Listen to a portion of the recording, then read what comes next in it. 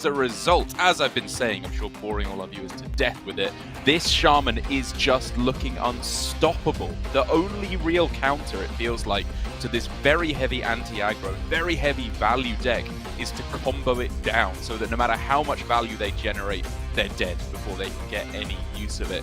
But of course, every combo deck is banned out of the metagame. Garrote Rogue, OTK Demon Hunter, Quest Mage, even Handlock to an extent still has that inevitability in the Tamsin at the end of the game. All of that is gone, and so these mirrors between Quest Shamans have astronomical importance in the context of these series. And I will say I've been playing this deck a lot over the within my breaks over the past 2 days, and I'll tell you right now, yeah, I can completely back that up. The only decks I was even losing to were the combo decks that are obviously banned out in this series. So it seems very, very strong, and already I think you can even see that by both teams choosing to queue it first, as we have Zhao Wang on the top for Team China versus Bunny Hopper in the Shaman mirror, and we're almost down to that sort of solved part of the metagame we see maybe late in a Masters Tour, or even mainly in those last hero standing weeks of Grandmasters, where normally there does seem to be one potential powerful deck left over after a ban, and then you see the players queue it first because it's got such a high chance of sweeping like this is in this series. So we'll have to see how it goes so far, but just in general, Derek, in the mirror, what's the game plan? What is the most sort of common winning strat here? What are these players trying to achieve even from this point in the game? It's tough to answer because it's a very dependent question on how the context of the matchup is going. For example, we've seen quite a few times the players go for very tempo-based game plans. Possessi in particular, I've really come to appreciate his playstyle in the deck for APAC, has been going very aggressive, using these charged calls for 6 or 7 mana very, very often, rather than saving them all the way up for 10. And so while I would say the standard game plan here is to make sure you are generating as much as possible, getting towards quest while maybe not pulling too far ahead on board, at least not falling too far behind, players have been able to break that balance. If they feel like they're falling behind on quest completion and will be the second to play Brucan, making a big push where you have a few small minions and one big minion from charged cool, say, to protect against the Perpetual Flame, that tempo game plan can really disrupt the overly greedy players, which is why I think there's a lot of skill in this matchup. You really do have to know the overall game plan and how it's changing from game to game. It's pretty interesting to me as well, because from my experience in the mirror, you can actually kind of gauge how likely it is your opponent will have removal, because if, well, depending on how it plays out, but a lot of the time you are using removal tools to actually progress your quest as well. Yeah. So you see now, like, imagine that Zhao Wang just didn't play any minions that turn. Bunny Hopper might well have just gone for the Serpent trying to face, right? To just build the board, but then Zhao Wang will be like, right, okay, if I can clear this, I then know that there's one removal spell down. Maybe if a Perpetual Flame is used early, again, you can say, right, well, there's one less potential, like, damaging removal tool available. So that might then open the, the floodgates for being able to play a more aggressive style. But so far, it does look like both players are keeping fairly even on board. Obviously, Zhao Wang's slightly ahead, but after this passes over to Bunny Hopper, now we get to ask the question of, is this just Perpetual Flame? Because it kills 2 things, continues the quest, and Bunny Hopper can actually fit in Guidance as well. Or do you think it's a bit too greedy, a bit too sort of liberal to use it right now? Do you think it needs to be held? It's right on the margin, because the things that make you want to use it is it's overwriting the overload because it's going into your first quest phase. It's just pretty good tempo, and also the multicaster, playing a fire spell and potentially even playing an arcane spell as well, now that you've got the devolving missiles, which is one of the few arcane spells available to shaman. I actually do think it's worth going for it. Like you say, it's incredibly liberal because your opponent has a spell damage card in hand, which is likely another Novice Zapper. Maybe they just play 2 or 3 more minions here, but the upsides, the potential to set up for that multicaster is just way too important. So I really like this play from Bunny. Yeah, I agree. I think as soon as Devolving Missiles came out, that's sort of sealed the deal, right? Because you can even see now, Devolving and Multicaster can be cast next turn. So it just fits in so smoothly and nice and easy there for Bunny Hopper. It's just going to be Canal Slogger as an answer there for Zhao Wang. Does now have to choose whether he wants to just drop the Zapper for more tempo, potentially, well, just knowing that basically any removal card will deal with this very easily. But he's going to hold it back. I think it's fine just to hold it back. If he wants to upgrade his charged call, he can still go for that next turn, just dropping it for 0 mana, and maybe even fitting in the AI, not the AI, the primordial study, alongside it, in order to get himself another overload and then further increase the power of the charged call. But Bunny Hopper is again left with a bit of a conundrum here, because as I said, that devolving missiles, purely because of the arcane spell tag, becomes very tempting here just to go arcane multicaster, draw 3 that you would get on this turn, and because of that, again, fully agree with Bunny Hopper here. It deals with it well enough. Giving them a 1-drop is usually pretty inconsequential, and then you just turbo through your deck, trying to find some way to get that Brucan down, maybe even on turn 7, but a bit more realistic in turn 8. Yeah, it's one of those sort of thought patterns where you can understand wanting to hold Devolving for all the reasons you outlined, and also Devolving only really gets stronger in this matchup because there's a chance that if those bigger calls come out, then Devolving just reduces them right back down again into a much more manageable level. But I am with you, and I would also take this approach and just have the mindset of, well, if I get ahead now, the fact that they can potentially charge call later and Devolving might be good later won't matter, because you'll already be so far ahead in the game due to using it right now. So I do like this a lot from Bunny. So how can Zhao Wang adapt to this situation? I don't think he necessarily needs to go for one of these high-tempo game plans I was talking about. He could still go for that. You can capitalize on the fact that you're ahead on quest by trying to go for loads of tempo so that your opponent can't keep up. But what I would suggest here for Zhao Wang, the way I would play it, is hold off on this charge call. You don't need to go for it quite yet, because you've got yourself huge amounts of, reasonable amounts of tempo already, huge amounts of value, because he's got the multicaster still yet to come, plenty of quest progression, and he could just save it. He's in a very good spot. So just, oh, okay, no zero-cost beast in his deck. But he can just wait until Brucan comes down and then go for the charged call. And this is what I'm talking about adaptive understanding of the matchup, which I think Zhao Wang here has spot on. Yeah, I really like it as well, and I think it was further pushed by what came from the guidance, right? The Serpent Shrine and the Chain Lightning.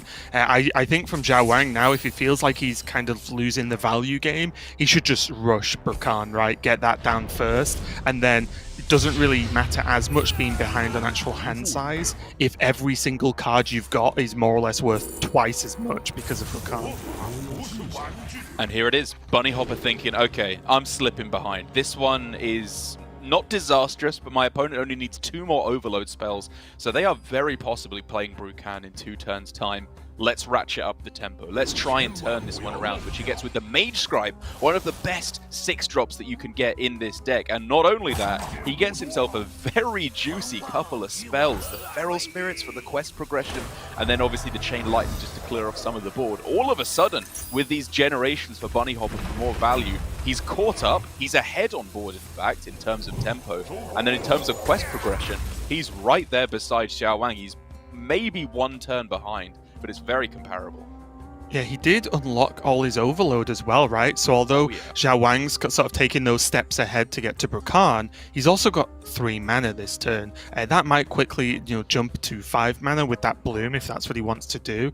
But again, if he heavily overloads once more, he might only be able to play Brucan. And although that's definitely not bad, landing Brucan first full stop, if you can play Brucan and still have maybe just a little bit of mana to do something else that turn, I do think that is extremely powerful. So we'll see how he goes about this now, and if he has to almost take a turn off, he does have that Chain Lightning in hand that can get some level of work done against some of these minions and try and fight back and just keep the board even while he gets that Brucan active. And if it was a more standard list for Zhao Wang, I would actually fairly heavily consider Bloom Multicaster on this turn, just for one of the 2 chances to hit Overdraft. But because there's only 1 in this list, it's pretty unlikely that he would be able to unlock those overloaded mana crystals. And if you don't find that, then your turn does become quite a lot weaker. So instead, going for the Chain Lightning, getting this spell damage in hand, which isn't a novice zapper, which does hurt, of course, in terms of his chances of getting through to Brukan on the following turn. But at the same time, all he needs is 1 overload card that costs, 1 or less, and he can go Bloom overload card, and then Brukan plus the charged call as well. So Xiaowang has a couple of draws for a truly monstrous turn. Looks like Bunny Hopper is going to value the card draw initially here, just to review the options again. He's not too fussed about this Wolpertinger being on board right now. He can push for damage, and I think he should be more than comfortable to just ignore this Wolpertinger, push the 4, and set up for next turn with Feral Spirits and Bloom. And most importantly, is there anything that can be done with this Note Taker, Derek and Bloom, to be able to maybe even catch up and at least either stay equal or maybe even win at the Brukan race? I agree with this play completely for Bunny, because you're spot on. The combo of going for Bloom, possibly with the Note Taker, is exactly where his head is at for next turn.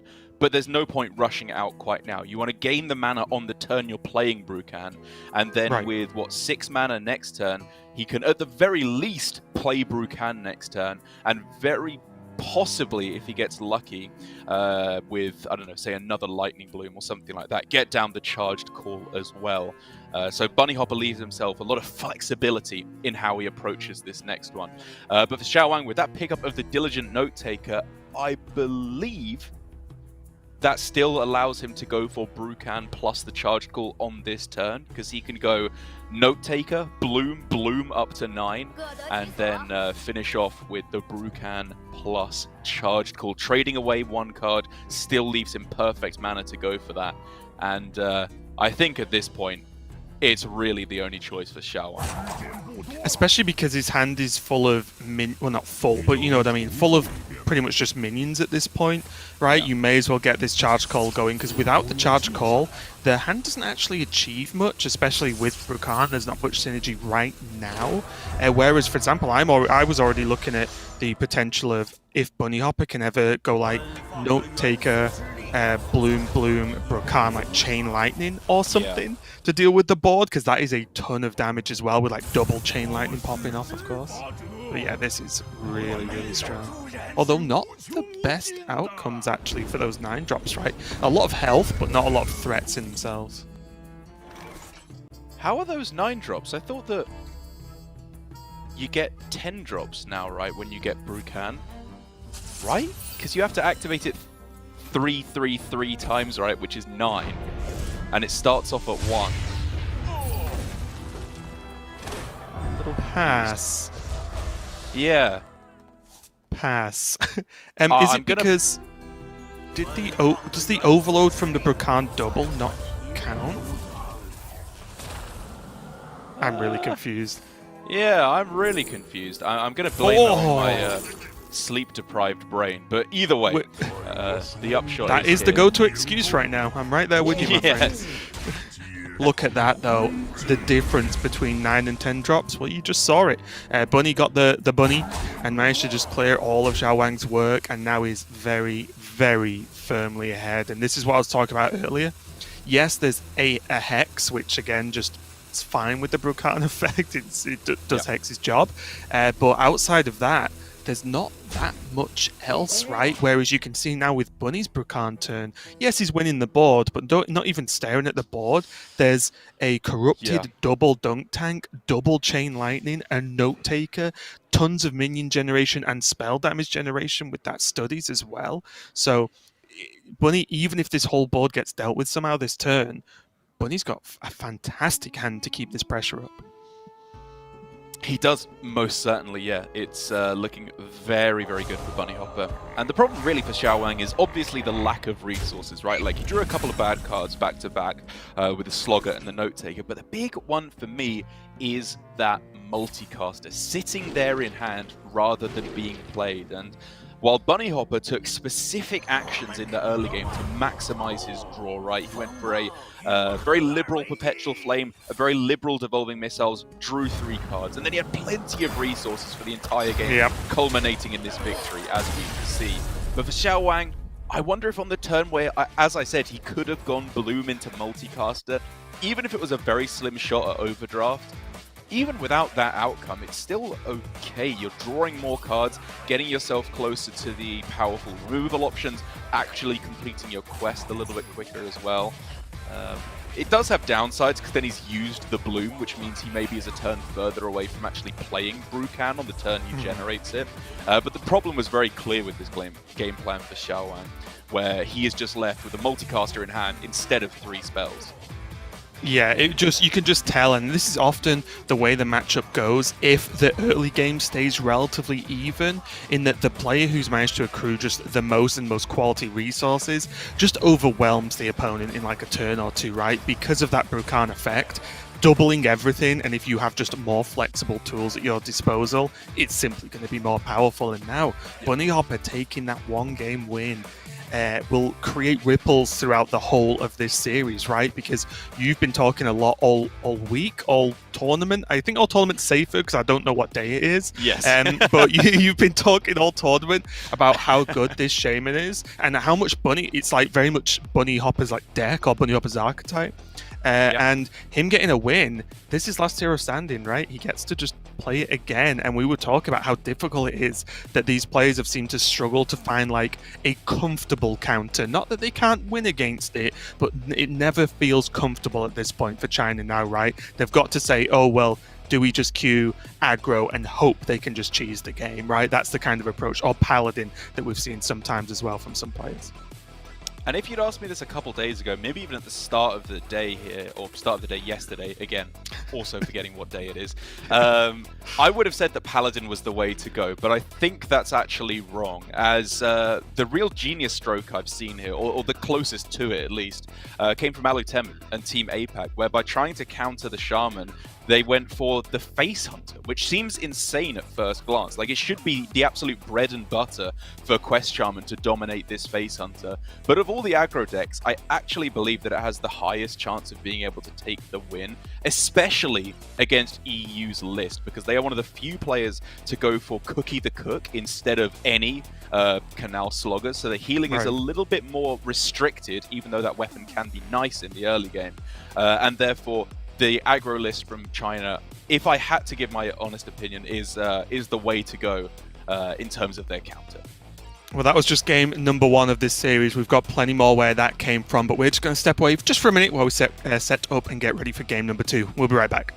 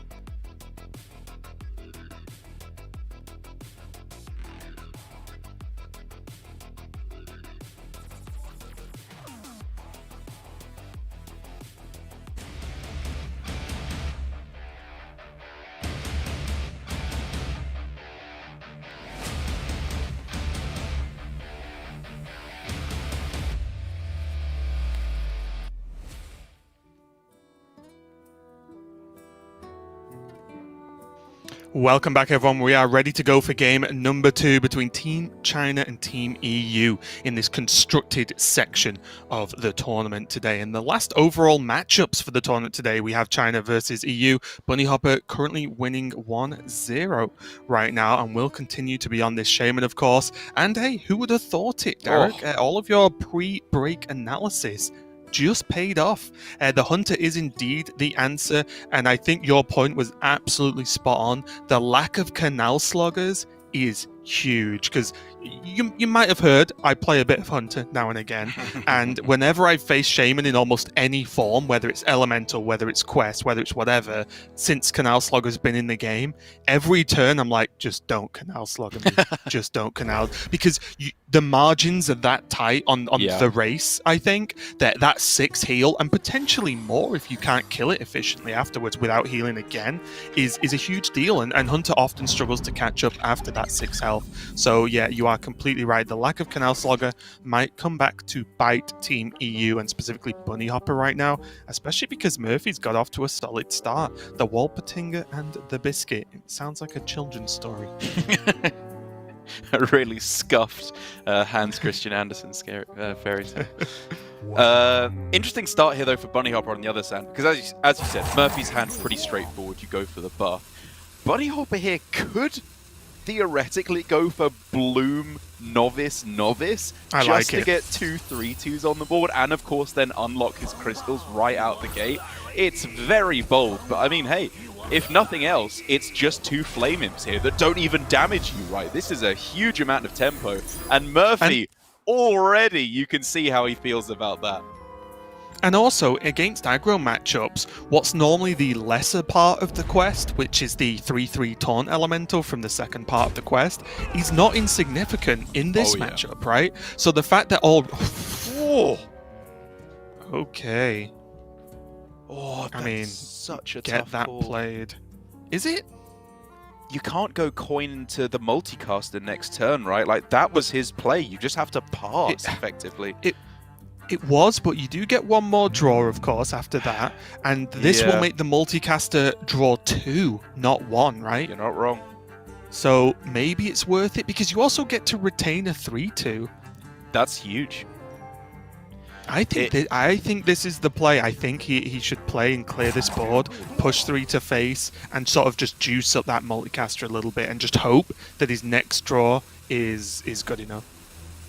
I think you're right. I think I agree. But Bunny Hopper, as I've said many times, in my opinion, the best player in the world on this deck is clearly unsure here. He's got not only his own honor on the line here, but all the rest of Europe, the Battlegrounds, Mercenaries, and Constructed Squad, all eagerly watching as Europe are currently in last place, and they need to pick up some points here. He makes a very bold call to not go for it, but I'll tell you what, while I don't think it's a ridiculous decision at all, I guarantee you he's not certain. Yeah. And just a very quick update, the way it currently lands is EU are on 7 total points, China and APAC are on 8 total points. APAC cannot gain anymore. They're done until potentially tomorrow if they qualify, but each best of 5 going forward here in Constructed and Mercenaries is worth 1 point. So basically, if EU gain 2 points, they're ahead and they're safe. And then if China gain 2 points, or 1 point even, they're ahead of APAC. And then it will be APAC that come fourth and will not carry on to tomorrow. So basically, if you're an Asia Pacific fan, you will want the most likely outcome that you would be after is that Team EU gets absolutely dumpstered and gains no points in these next 2 segments. That's absolutely right. But here, if you are a Europe fan, or I guess not an APAC fan, then you're going to be very happy because Bunny Hopper picking up that bloom means that he can go for, I think very correctly, you'll agree, the Perpetual Flame here, even if it is, again, very liberal, similarly to last game, to get this minion on the board. He has the potential to hit a 1-cost overload in order to complete the second layer of quest next turn, which he can do. Get yourself a 3/3 here as well. Yeah, this is very nice indeed. And I'll tell you what, it might be some bias creeping in, but if I ever had to pin the hopes of the region on a set of players, It would Oh, be yeah. this EU constructed team, right? You know, we talk a lot about Gabby, who is of course fantastic, but Bunny Hopper, incredible, and Baby Bear, fantastic as well. So it's just just as good as the Americas Battlegrounds team is in terms of just pedigree, so to speak. I think the EU constructed team is to that level, if not higher, if I'm honest. Not necessarily a snap decision though here for Bunny Hopper, because although it seemed very tempting at the time, there are real downsides to summoning a 3-3 here, namely Rhino. You don't want to necessarily just give them 2 targets along with the True Aim Crescent to rush into. But if they don't have it, then you have a 3-3, you're progressing your quest yet quicker, you open up more options for next turn as well. It's a tough call. And for Bunny Hopper, luckily he doesn't need time to choose, because if he's playing it, he's just snap picking both. But he doesn't even want a 1-mana 3-3 taunt versus Hunter. Yeah. He made the read, and that read was incorrect. It's rough as well, because that is arguably like the one totem that achieved absolutely nothing this game, right? Like Taunt would have been great. The heal totem could have helped out on the turn he traded the 1-1 over with the Zapper, and the 1-1. Obviously, like the weapon soak is fine because it'll just die to the weapon anyway, and it could have been traded by now. Yeah, I mean, honestly, this totem is just a straight downside at this point, because it's just another target for Rhino. Obviously, Bunny, I think if he was given the chance again, would probably still have pressed the totem, because as you said, 2 out of 4 are fantastic in Taunt and 1-1, and I don't know, healing is still reasonable to hold on to. There is still the chance of like totemic reflection, stuff like that, right? Where it can become useful, but there's Cookie. Wait, what's that? I can hear TJ running to the mic because I said Cookie. I think I summoned him. The nuts! Oh, we can't see, but hey, that'll do. Tidal Surge. Oh, those are the kind of cards you want, yeah. But also the Rock Biter, right? That alongside the Lifesteal Weapon is also plus 3 health. That's huge. These are the cards you want versus Hunter Al. I'm going to let you in on that little secret. I'll remember that, thanks. Just for next time, when you're in the trouble against Hunter, just get these. Problem solved. That's what I was doing wrong. I think you can just go... What do you think? Would you look at Cookie or just the Feral Spirit here? I'm wondering if he just goes wide, because a Rhino, for example, could only hit so many minions in a turn, right? It doesn't have, like, endless rush. Yeah, I agree. I mean, the problem is this 3-5, but you just don't have a good answer on this turn, so you accept that you're not doing anything about it. The question is whether or not you're playing an extra Overload, which would, of course, put you to 4 mana available next turn, which is a much more awkward breakpoint than 5. So I fully respect Bunny Hopper for holding on to the guidance here, and instead saving that for 1 more turn instead, or, well, maybe 2 more turns. And from there, Bunny is just quite happily chugging along with his healing from the Cookie and the weapon and the Tidal Surge. He just needs to make sure he doesn't run out of things to spend his mana on. And also make sure he doesn't fall behind on board, which should be okay. And I like his spot. Yeah, I think I really like what I'm seeing from Murphy here. Is he gonna... Okay, yeah, this is nice. Look at this. So what this does is push the most damage to face this turn, and then, you know, what this does is delays the weapon from Bunny Hopper, because I think Murphy should leave Cookie up, of course, and not let him have that swing. So he has to trade in himself, because otherwise you're just wasting damage, right? Cookie's going to have to trade at some point. I do wonder if he's going to actually Dog Biscuit this. Is what he is. Yeah, I like this a lot because this gives him a potential chance at like the Rhino plus weapon synergy here to try and push more damage, or maybe even just the aim shot, quick shot hero power to push loads of damage. Like the options are endless right now for Murphy, and I think he's put himself in a very good spot. And I said that keeping board should be easy for Bunny Hopper. Of course, I was forgetting the fact that it is the new ramming mount build for China. I think the only of the 4 regions to include ramming mount in their Hunter, and every time we've seen it so far, it's actually looked really good. This is the list I was playing on ladder for a few days as well. Yeah. Like before we even saw deck submissions, I was playing this like this past week, and I liked it a lot because you're still playing those 1-drops, and if you go 1-drop Biscuit into the ramming mount, you've just got like a molten giant. Oh well, I guess a mountain giant is probably slightly more relevant. But you know, you've just got a giant on like turn 3 that's immune when it trades if you want to do that heretical stuff as Hunter, but it's there. But yeah, you can just push so much damage. It's very, very strong indeed. Here though, if Bunny Hopper's going for this Chain Lightning, he actually won't be able to go for Tidal Surge, but he will be able to buff this Cookie and get some extra damage and heal Cookie.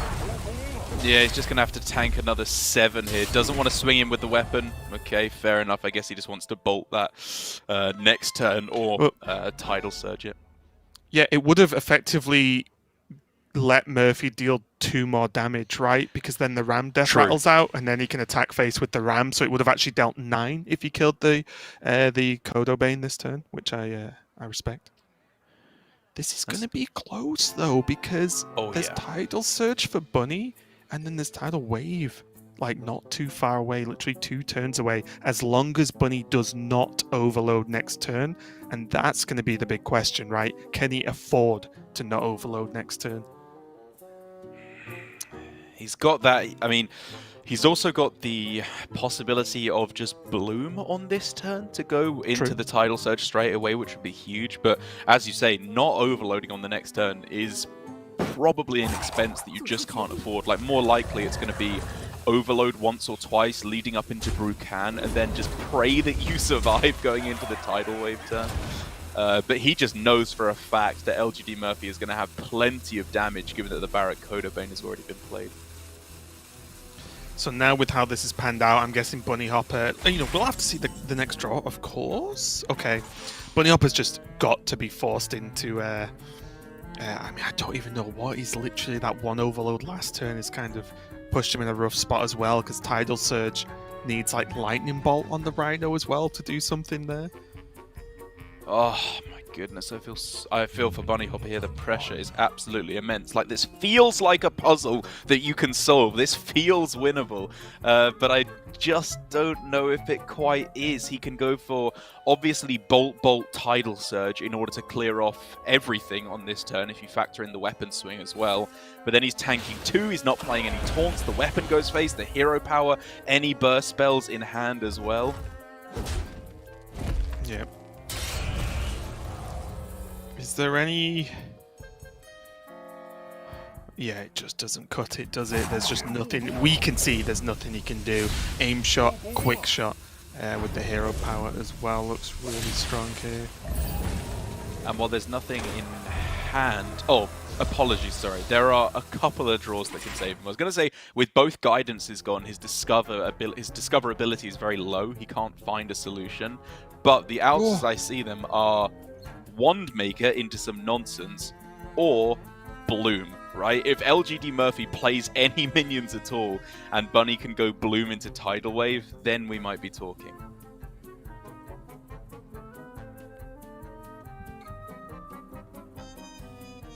It's so close. What is this now? 7, 10, 11 damage that Murphy has access to this turn.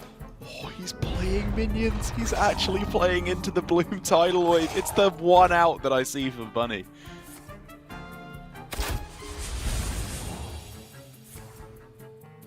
I like the setup from Murphy though, because it gives him the highest chance of drawing off that quick shot next turn as well, if something should happen where he doesn't have lethal.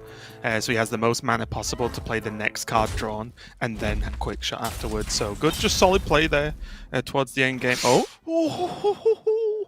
That's a card, Derek.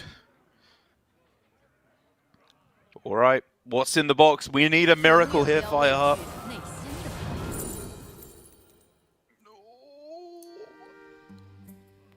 What can you even get after these, though, right? Because none of these are winning the game, and from there, there's no surge.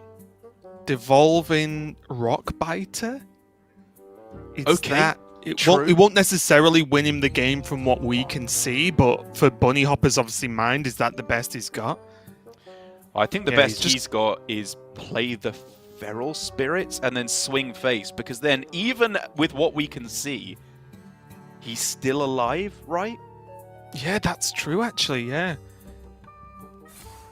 and then next turn he can go with the Tidal Wave, so Murphy still actually needs a little bit more. Oh, he's got it. Camera gave it away.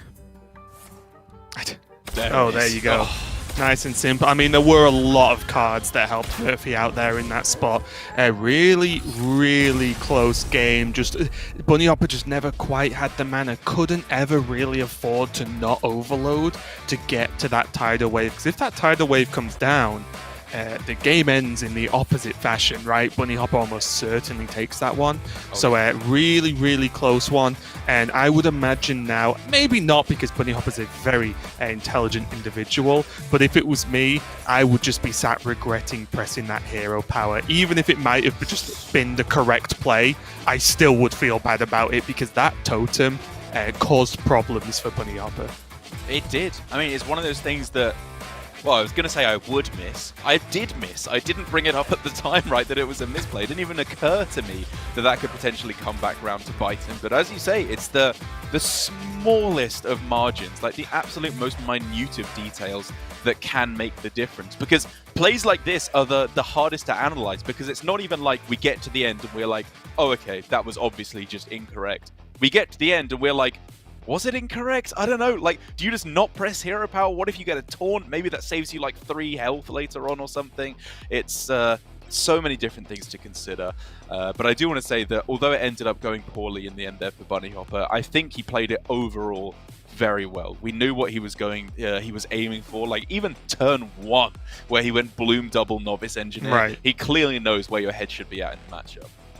Yeah, definitely a downfall of choosing not to play the Canal Sloggers, though, because again, we were talking about 1 health save from lethal points, so you chuck an additional 3. Obviously, the cookie was in there and helped, but the sheer just trading power and threat of Canal Sloggers always a big one to consider. But the series is by no means over, and this competition is by no means over. We are just going to step away for a second while we get the players prepped for the next game, so we'll be right back with some more Constructed.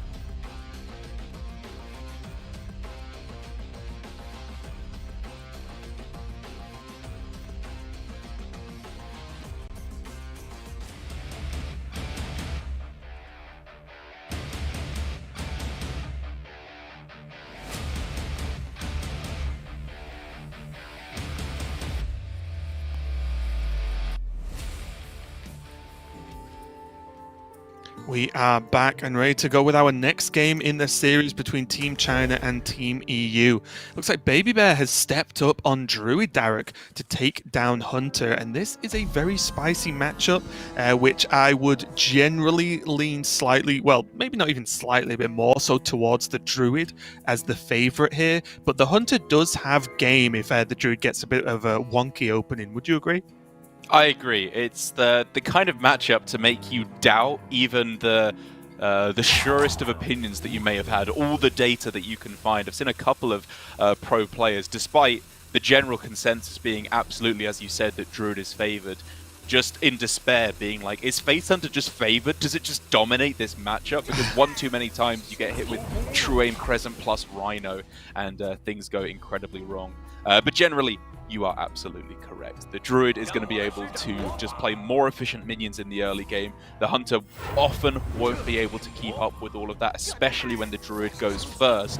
But despite everything that I just said, and Baby Bear even going first, at the moment, look at this starting hand for Murphy. This is just absolute turbo. Yeah, if you've not seen too much of this matchup, the early game at least can be pinned down very simply to who has more minions on board at any given time, right?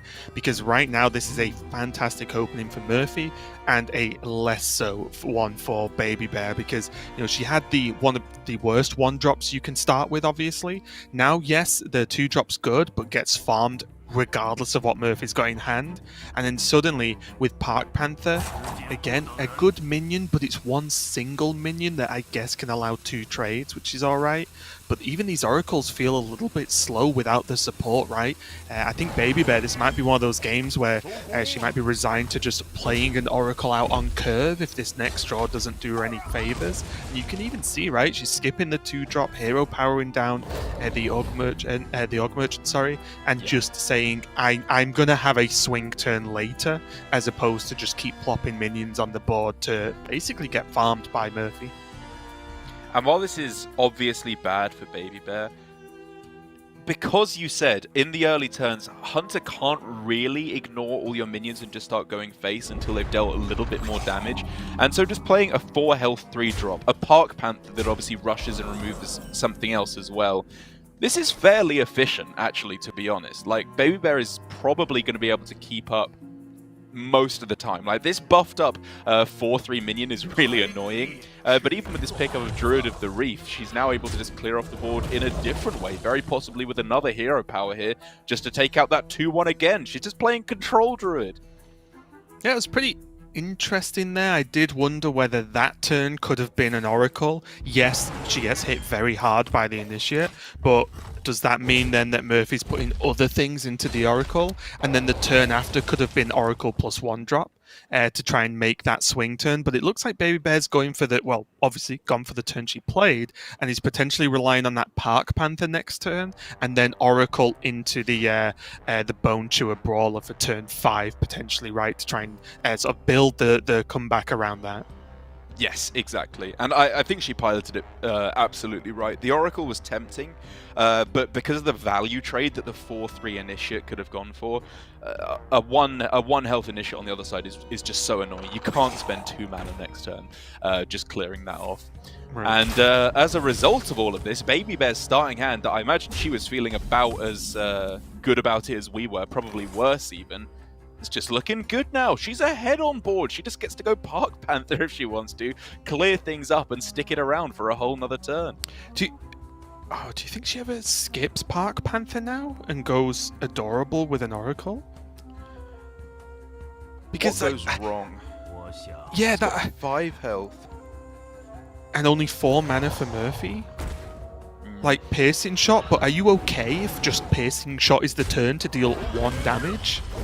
Like, is that just fine? I don't know, maybe. Yeah, I think the thing is that, like, it's just not that much better to get Oracle down than Park Panther anyway. If you see what I mean, like, you can still just go for Oracle plus the 2-drop next turn, and then Oracle again plus whatever you draw the turn after. Yeah, true. I guess, as you can probably tell, I always look for the cheeky, like, you can just play an Oracle, stick it, and then pop off. And speaking of popping off, Derek. This is the pop-off of all pop-offs. Le Pop. So you Surely just test no first, reason right? Baby Bear wouldn't just go in, yeah. Yeah. It sucks it's an expensive minion, of course, if it's freezing trap, but it sucks more to not test it and play minions into explosive. Like, that seems just straight up terrible. It's, I think also, like, obviously she knows she has to attack before in order to end this game. She's not going to be able to just get there by never attacking and not proccing the explosive trap. But it's still scary because she's down to 14 health now. This is where Hunter gets to break away, escape the gravity of the matchup, if you want to look at it that way, because it doesn't have to follow the rules anymore. It can just go for face damage. Board is lost for Murphy 100% for the rest of the game, but who cares? He just goes Rhino, fits in some hero powers, fits in the aimed shot as well, and he may be able to get there through just burning his opponent down. Yeah, I don't even know if Rhino is a thing right now.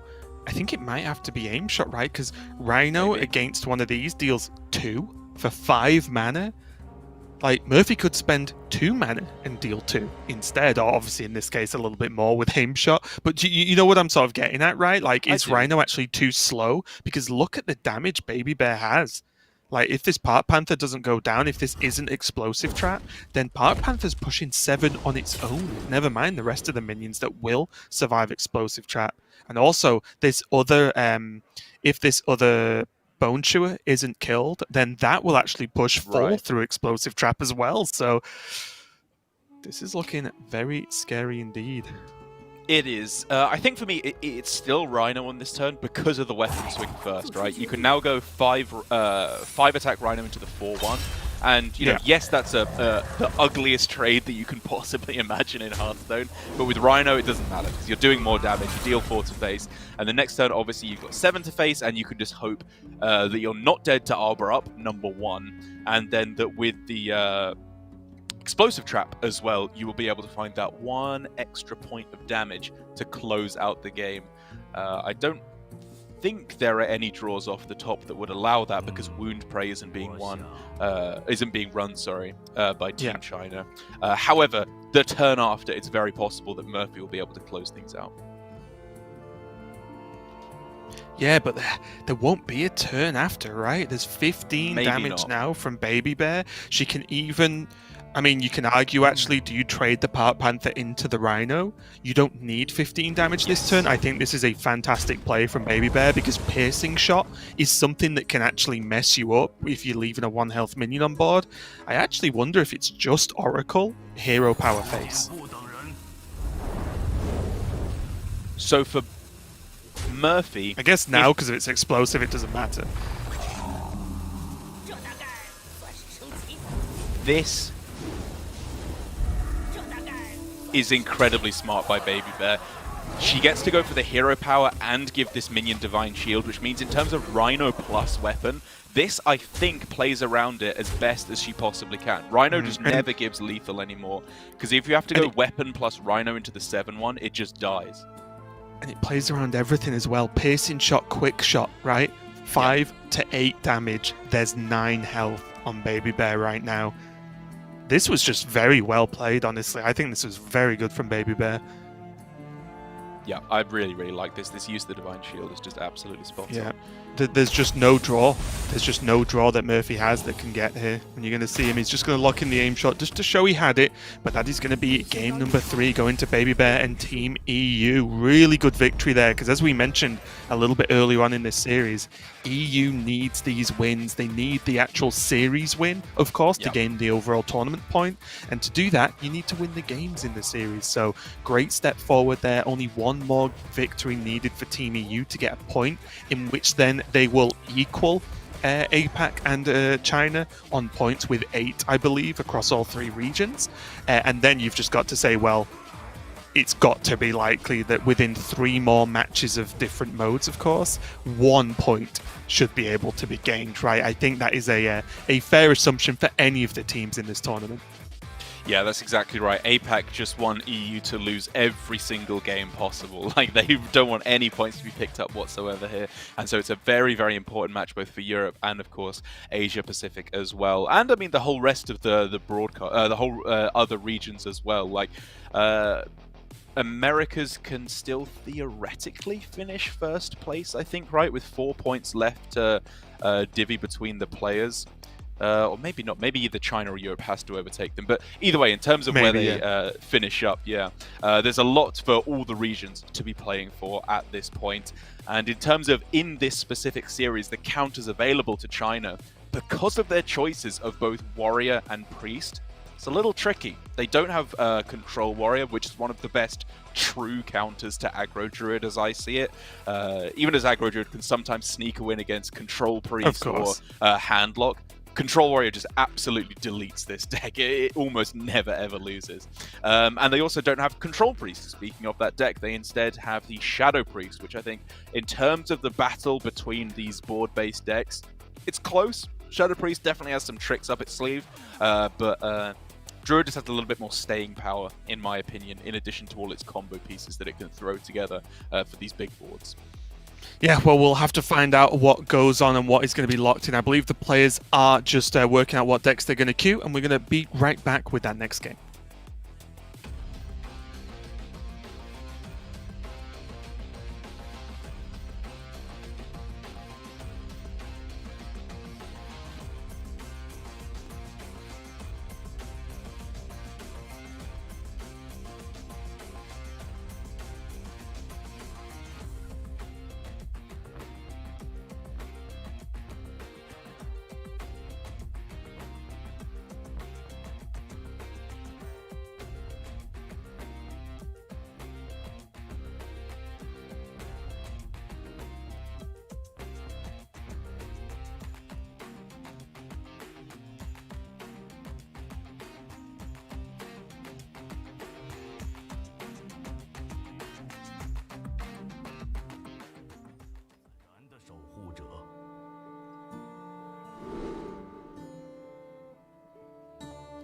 We're back and ready to go with the next game. It is, of course, going to be Baby Bear on this Druid once again, going up against Paladin from Sign Meow. Paladin definitely feels like almost a specialty for Sign Meow, right? It does seem like he has been gravitating towards it across this tournament so far, and we'll see how it pans out. But I also just want to mention, I'm very much enjoying that this whole Asia Pacific really want EU to lose so they can get through scenario, because it allows my co-caster Derek to flex his trademark allegiance gymnastics that go on when there's any kind of tournament, including Asia Pacific players and EU players.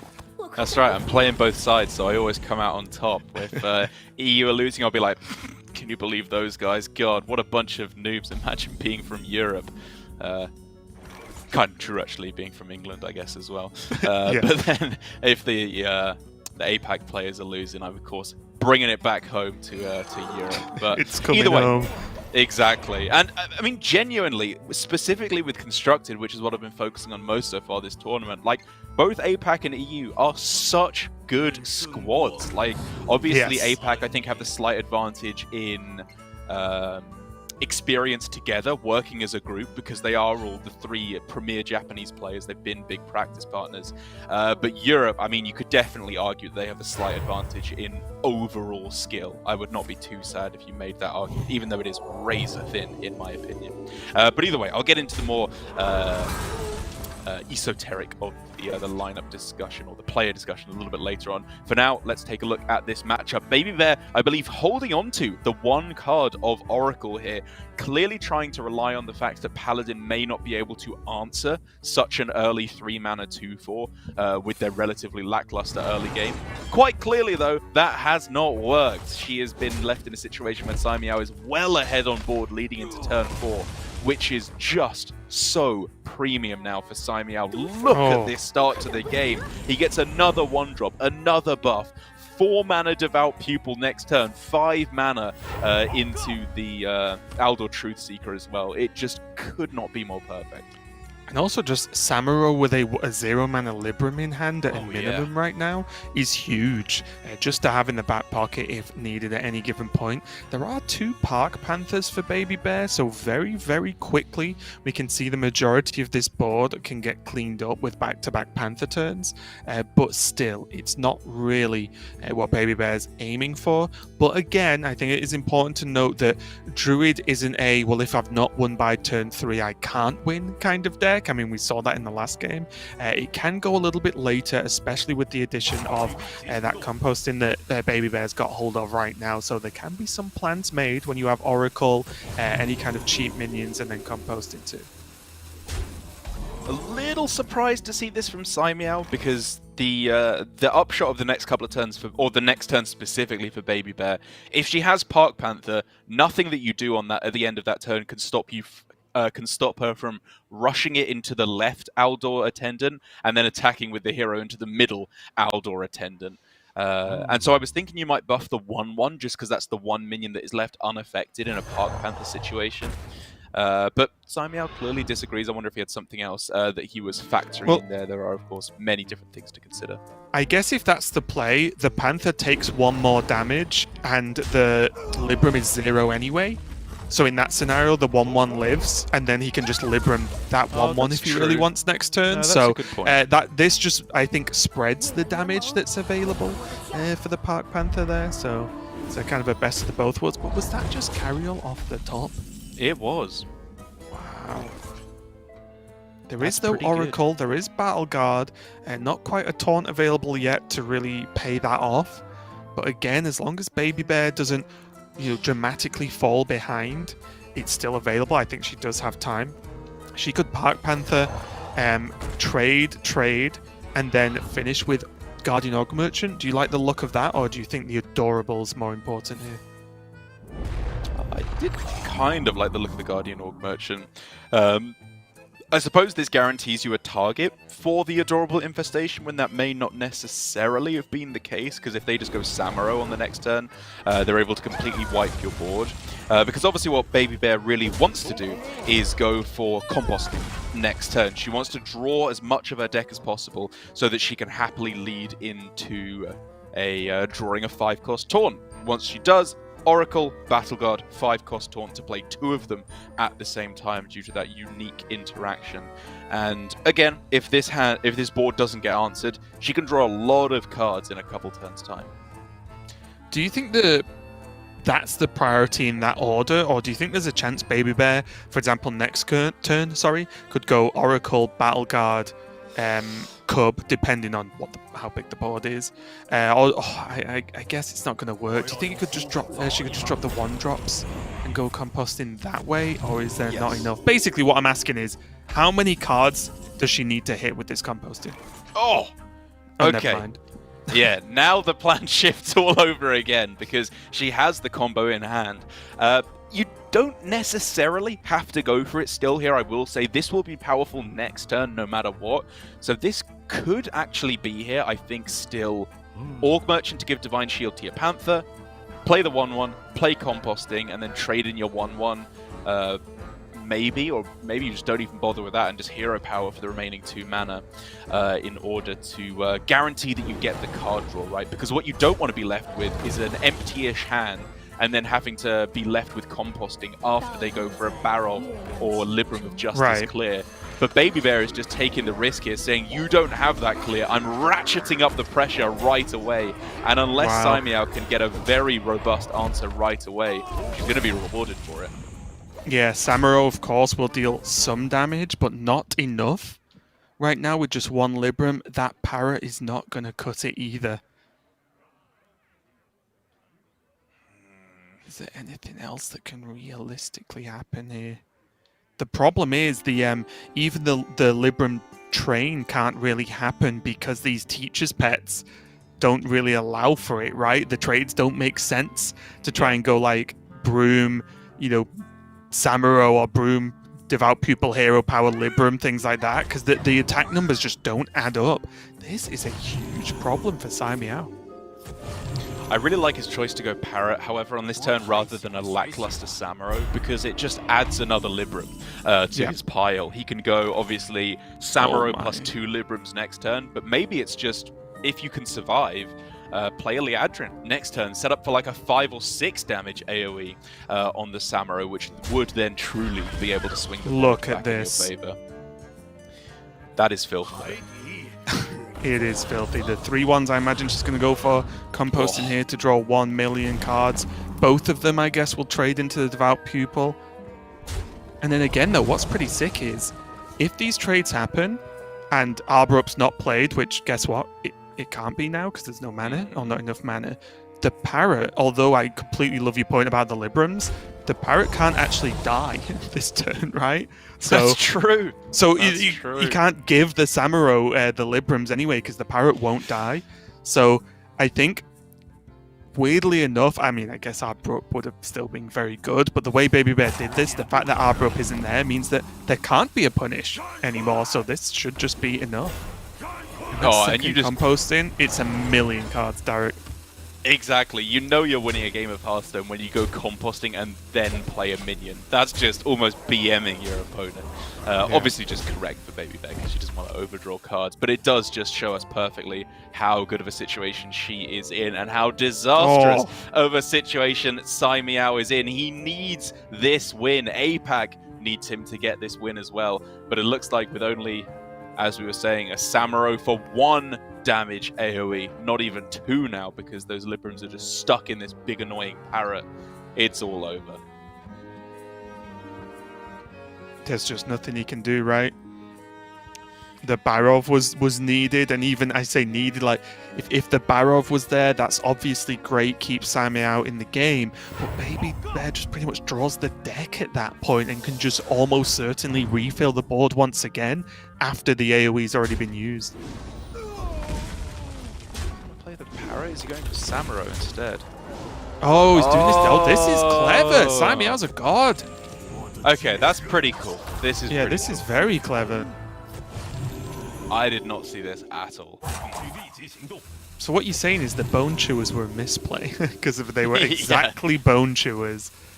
I'm saying this game from Baby Bear was played horribly. The fact that she saved the combo until the perfect turn, set up perfectly with all the card draw, punished her opponent for not having AoE, all terrible. Ignore all of it. So that's still 9, that's still a million cards, and that still looks like lethal to me, Derek. Yeah, I think that's going to wrap it up. It's approximately plus 1 million. And last time I checked, 14 is less than 1 million. And less than Uther 15. Did not have 1 million health. Yeah, what? 7, 9, 3 plus 3 with both the Sow the Seeds. It's 7 ways to Sunday you can get lethal hit. Yeah. Baby Bear just double, triple check it. Well, we've been talking about how important a point is for EU to start, climbing back and evening up those scores. So yes, you will triple check that, right? If you're in this scenario, a great win for Baby Bear, taking 2 victories overall in this series. Obviously, being kicked off with Bunny Hopper on that Shaman, winning the mirror, and just a great series for EU. And that's going to be 1 point in the bank, Derek, and a much needed point for Team EU. Very, very big deal. I'm sure that all the BG squad will be very happy that their unfortunate performance against China isn't hurting them too much. And I'm sure that Casper and Tice are very happy that all the pressure doesn't rest on their shoulders now to pick up some wins in Mercenaries to be played out in the final portion of the round robin after this. And like you said, it's just absolutely huge. We move on now to the second best of 5 with a lot of the weight lifted off of EU's shoulders.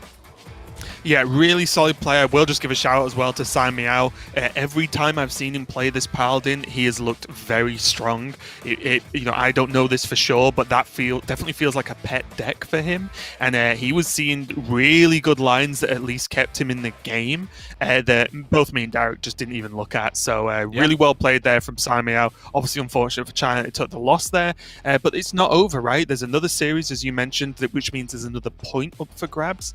And again, if China China wins the next series, they go a point ahead of APAC, and APAC cannot gain any more points until the qualification period is ended, which means China could still, even though they just didn't want to take that loss, China could take the next victory or a victory in Mercenaries and still feel okay with being able to continue the fight tomorrow. So really, really strong there for EU. Really happy with the play overall.